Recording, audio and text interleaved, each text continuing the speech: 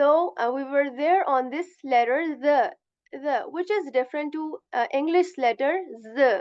And how it is different? Because this the is very soft, and we pronounce it when we put the tip of our tongue on the upper lips, on the tip of our upper lips, and very softly. Okay, we say allazi, the.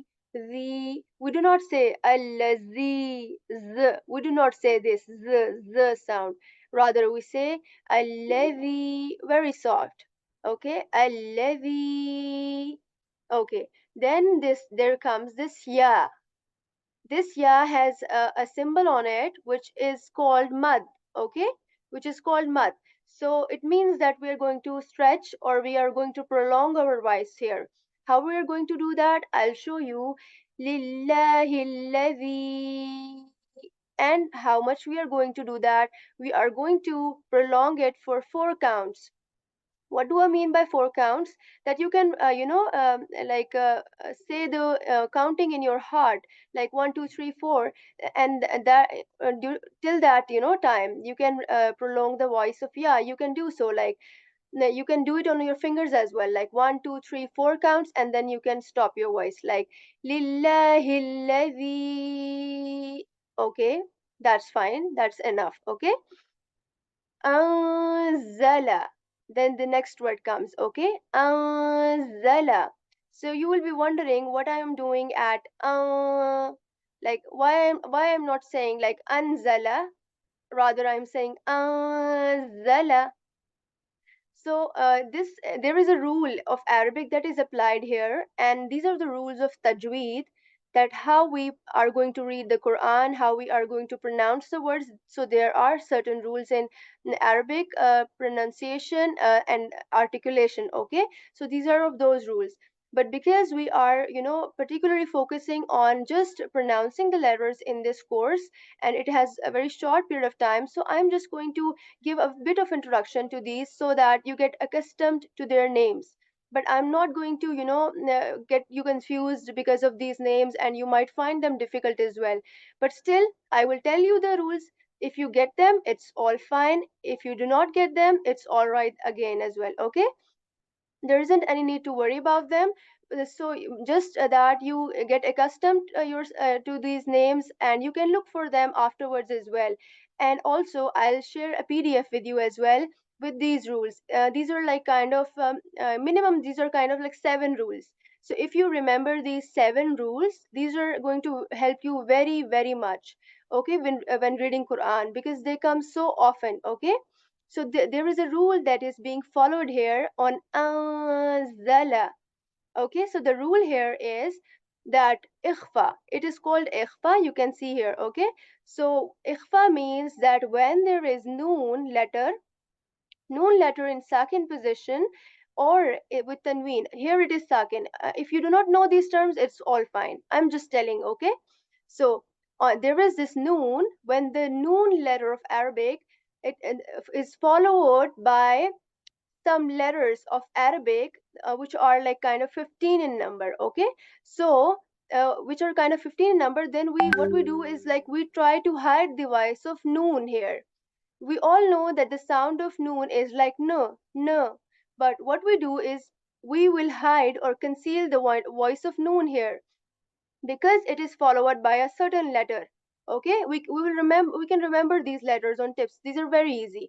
But what I'm going to do is just apply the rule, and you can just remember, or you don't remember, it's okay, it's all fine. Okay, zala. I have heard the noon voice, like I have said I am not going to say an. So zala, and then there comes this letter z. Okay, earlier there was this the, which was soft, but now here is z. So we are going to differentiate them, right? This letter was soft, it doesn't have any vibration in it, but this z has vibration, and this z is similar to the z of English letter z, right? But with a bit more intentional vibration, like zala, zala. أنزل على عبده الكتاب. Okay, then there comes the a. Okay, you are saying that I'm not, focusing on all the letters, because I know that this l sound is similar to the l sound of English. So the sounds that are similar in Arabic and English, I am not going to, point those much. The focus will be on the sounds that are not there in English. Okay, so that you get to learn those sounds. Okay, so the next sound here is a sound. The same sound we read in a'udhu, right? This ayn is different than this a sound of hamza, like a, anzala, and this a.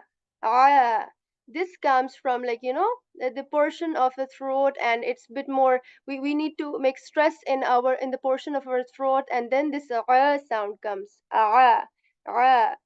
أنزل على عبده, the same عبده. So then there comes this letter ba. What I'm doing, you can hear again as well. Ab. I'm trying to repeat the sound of ba, right? The sound of ba repeats itself like ab. So why I am doing this? Because it is the quality of this word that the sound of it repeats. So there are like 5 letters in Arabic whose sound repeats, okay? And ba is one of them. And that is why I'm going to do it here as well. Abdihil kitaba. Okay? Ba. Abdihil. And then again the same ha, just like the ha of Allah, right? Not the ha of Alhamd. So that is why I'm going to say abdihil ha, and not ha. I'm not going to say ha. I'm going to say abdihil ha. Okay. Abdihil kitaba. Okay, the same sounds just like English of ka and the t sound and then b sound. Okay, ki. But what we are going to do is that in ki sound of kitab, we are going to flatten our lips because we have seen that there is kasra beneath it. Okay, kitaba, ki. We are not going to just say kitaba like this. No, okay, ki. We are going to pronounce it intentionally. Ki. Okay, kitaba. And then there is this letter wow, walam. Okay, so this, whenever we are going to pronounce this letter wow, we are going to round our lips. Okay, we are going to shape our lips in a round position here. Okay, what we are going to do, ولم. what we are going to do is that we are going to make our lips in a round position whenever wow comes. Okay, walam. So you will not be hearing a much difference, but still there is a difference. Okay, so when we are reciting Quran, we have to like pronounce every word like with very intentionally, and with very, slow, and every word should be pronounced from the same, articulated from the exact position, and that is how we like read it beautifully. Okay, so what we will do with wow is we will make our lips round. Walam, yaj'al lahu. Okay, so what the letters are same in walam. Walam, the w of English, the l of English, and then m of English. So we'll say walam, and then there comes yaj'al. So again, you hear a repeating sound on Jim, like yaj here. Okay, yaj. يجعل. Okay, so we are going to repeat the sound of Jim because we did that with ba as well. Because these 2 letters are from the letters which has the quality to repeat. Okay, these are 5 and we have seen 2 up till now. Okay, ba and jim. So we will repeat by saying yaj'al. Okay, so then again there comes the letter ain. We have seen in ab as well. Okay, we are going to say that again. A yaj'al. Okay, yaj'al. Okay, then the next one is lahu, lahu. Lahu has ha, which is again the same aha of Allah, ha. Okay, and the same ha of abdihi, he. Okay, so again the same ha, which is going to be, pronounced with a portion of throat which is near to the chest. And when you will put your hand on that portion of the throat which is near to the chest, you are going to feel vibration on your hand like lahu, hu, okay? Lahu. And then there is word iwaja, iwaja. So this word, again the letter is ain, which is different to English letter A. Okay, I have told you here as well on ala, on ab.